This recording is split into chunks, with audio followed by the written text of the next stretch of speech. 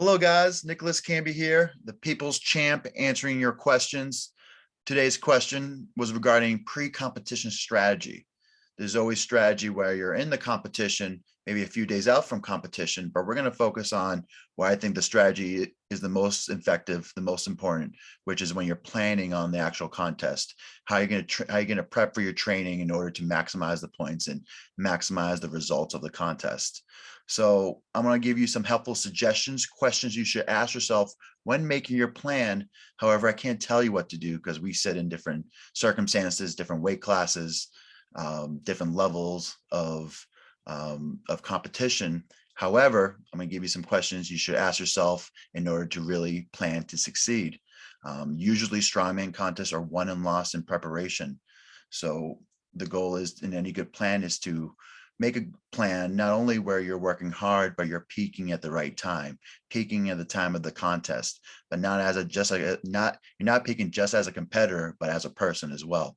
So again, all things to consider, but let's get into it. So we're getting ready for that competition. So we picked out our competition. We know the events. Now we got to analyze which events in those competition are our strengths and which ones are our weaknesses. Usually the best strongmen are the most well-rounded strongman. So focusing on the weaknesses is probably where we want to start.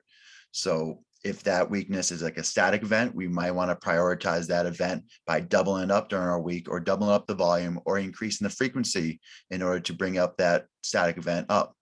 If that event perhaps is a moving event, we may need to either work the volume, work some accessory work, like add in some more sprints.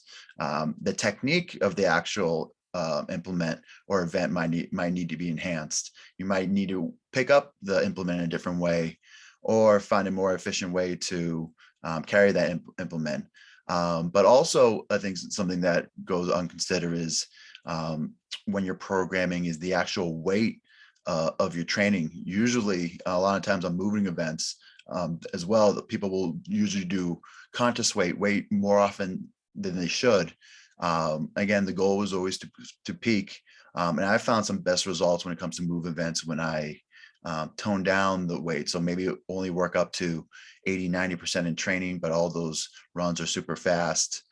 So when they actually do competition weight, then I'm ready peaked and I'm ready to go and I have that great result. But in the past, I have overtrained on moving events. So maybe depending on who you are, maybe dialing it back on the actual weights on moving events could be where you need to work on. But usually within the strongman contest, there's either 5 or 6 events. And those events that you're losing the most points is where you want to focus, especially at the start of your program. So the next thing to consider, is this contest a growth contest or is this a pure execution and results contest? And I'll kind of talk about the two different ones. Usually you're going to have probably more growth than pure execution contests, at least starting out with, at least when you're starting out your strongman career. But growth shows are generally to get experience. For some, it's to do a higher level show than they used to, maybe hop into a new weight class, travel to a new place, state, or country, or trying a whole new slew of events for diversification. The focus is going through the process and the experience and just the pure result. Usually when you're kind of programming within something for like a growth or kind of a fun contest, you're still focusing on getting stronger. So you're probably still working on the usual compound lift. So like an overhead lift, a squat, a deadlift. So you still focus on that throughout your programming. And then you're also working in some of the events that you have leading up that contest. But overall, you're still focusing on that main goal of getting stronger and working the hypertrophy and becoming that bigger, better athlete. Now, the pure execution or results contest. So generally, this is going to be a big contest. For some people, it's going to be someone that's chasing nationals, maybe Arnold Invite pro cards, being the strongest man or woman of a particular region, state, or country, or the world. You're going for the big title. So usually you're really preparing, you're selling out for this one show because this show is very important for you.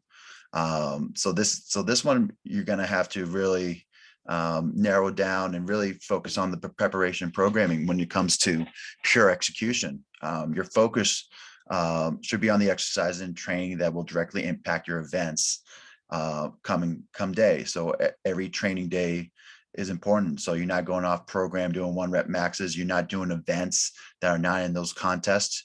You're probably going to limit some of those main lifts. So again, a overhead press, a squat, or deadlift that might not be in the show. If there's no squat in the actual contest, you don't need to do really heavy squats leading in the week. Maybe if you're 12 weeks out, you can still do heavy squats. But if you're 3 weeks, 4 weeks out, it doesn't really make sense to do those heavy squats and tax yourself when you're focused on those event training.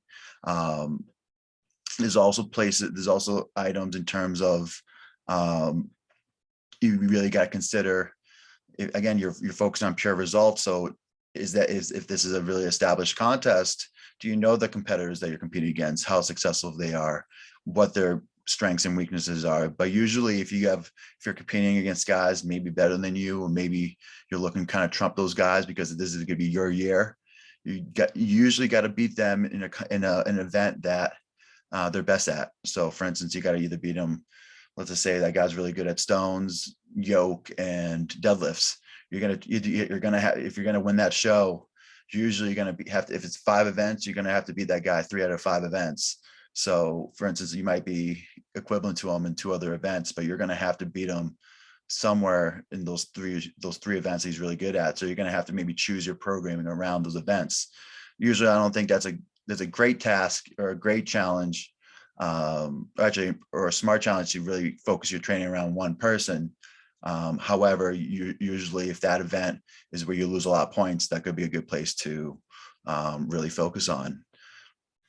In addition to your programming leading up to this execution contest, you got to really think about specific exercises that, again, directly affect those main lifts in the contest. So doing more accessory work for the specific lifts.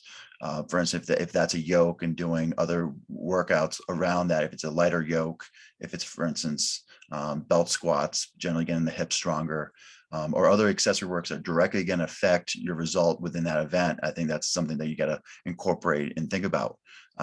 Usually, maybe if it's, again, in a growth or fun contest, you're not really thinking about those event specific accessories, but when it comes to competition time or in competition prep, you're really going to have to really hound down on what those accessory workouts are and how they're going to benefit you, especially when you're determining your strengths and weaknesses. The next area you want to consider is how you're going to manage your deloads. So for instance, if there's a contest, again, growth contest, you might be deloading a little more, keeping your body fresh throughout this whole prep, just because the goal is to do the contest. You don't want to train too hard and get injured. But how are you going to manage those deloads? When are those deloads going to be? Depending on how long are those blocks going to be. You do 2-week blocks, 3-week blocks, 4 weeks, no deloads at all. Again, this is all things you got to consider, but also you got to incorporate your recovery. Sometimes you got to work as hard outside the gym as you do inside the gym. So recovery, how often you go to your physical therapist, how often you get body work done, maybe go to the sauna or ice bath, how's your sleep doing? So those are all things you got to consider leading up to your contest. So usually good preparation, good schedule, managing your schedule is going to be key, especially for those big contests that we're working towards. Once you have determined what contest you're doing and you've written down your program, now let's think about the diet. What's the goal? Are you gaining weight? Are you losing weight? Are you gonna do a water cut? Are you no water cut? All things you got to consider going into these contests. Sometimes for maybe more heavyweight athletes is not too much of a concern. However, heavyweight athletes always have to kind of be continuously eating, especially if they're looking to kind of keep growing again. So planning out those meals, if they're trying to take in 5,000, 6,000, 7,000 calories, you really got to figure out how you're going to plan those meals. And planning around meals around the workouts is generally the most important part, especially for growth and hypertrophy. I think with diet, again, coming down, what the original theme of kind of this talk is, you want to peak at the right time. Usually it's really hard to be 100% on diet, 100 all the time, 365 days of the year. If you have to choose when you're going to be 100% on the diet, I always going to say closest to competition. So you could be, if you're 12 weeks out, and let's just say 3 months out, maybe you're 80% to diet. 3 months out, 2 months out, you're 80, 90%. And then those last month or last remaining weeks, you're going to be 100% to diet, but usually you want to be, your diet wants to be best closest to competition. Again, it can be pretty mentally difficult, again, eating the right foods and not getting a lot of enjoyment out of the food that you eat, especially for a goal. But a lot of times you got to focus on that delayed gratification and again, peaking at the right time. So if you're going to be 100% your diet, closest to the competition. So for my weight class athlete friends like myself, of course, you're usually going to have a diet. So you're going to have to plan around that diet. But how much weight are you going to be cutting? Are you going to be incorporating a water cut? Also, you got to have to factor in a refeed strategy after you cut. Are you going to be eating out? Are you going to be going to the supermarket? Are you going to prep your food? You got to cook your own food. Depending on where you are, if you're at home, it's a little easier. If you're traveling abroad or traveling to a new place, you're going to have to figure out logistics. Are you going to be close to the venue? Are you going to be a distance away? Like, how are you going to bring in your food? Where are you going to eat? Usually there's all kind of questions you're going to have to ask yourself. Are you going to get IVs after your weigh-in? The skin, the salts and potassium and other essential minerals and vitamins that you lose from the weight cut are also really important within that refeed. Usually refeeds are going to be 24 hours because weigh-ins are 24 hours before competition 95% of the time. So the focus is how are you going to prep during that? And again, we're going to talk about the growth contest versus the pure execution.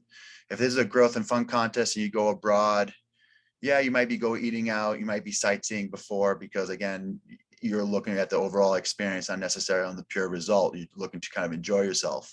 If you're pure executing, you might not be eating out.